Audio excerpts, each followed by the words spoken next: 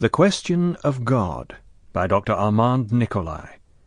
The book is subtitled C.S. Lewis and Sigmund Freud Debate God, Love, Sex, and the Meaning of Life. Prologue. On the morning of September the 26th, 1939, at Golders Green in northwest London, a group of friends and family gathered to mourn the death of Sigmund Freud.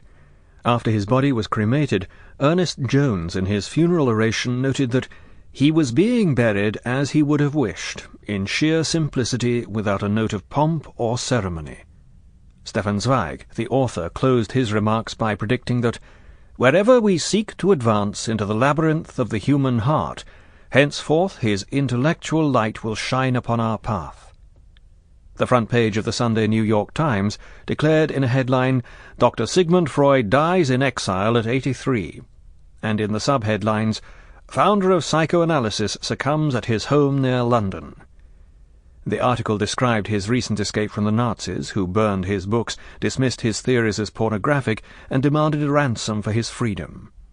It also mentioned Freud's worldwide fame and greatness, referring to him as one of the most widely discussed scientists, mentioning that he set the entire world talking about psychoanalysis, and noting that his ideas had already permeated our culture and language.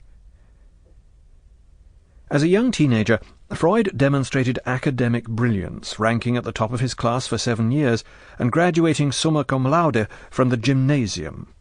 He entered the University of Vienna when 17 years old, read widely in several languages, conducted research, and studied subjects ranging from physics to philosophy. Today, historians rank Freud's scientific contributions with those of Planck and Einstein. He appears on most lists of the greatest physicians in history. He was recently on the cover of Time, with Albert Einstein, for an issue dedicated to the greatest scientific minds of the century, and ranked 6th in a book on the 100 most influential scientists. Yet if Freud's fame and influence have continued to grow since his death more than 60 years ago, so have the criticism and the controversy surrounding him. He persists in spite of it all. Freud's photo graces Austrian currency.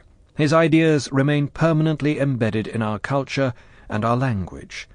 We use terms such as ego, repression, complex, projection, inhibition, neurosis, psychosis, resistance, sibling rivalry, and Freudian slip without even realizing their source.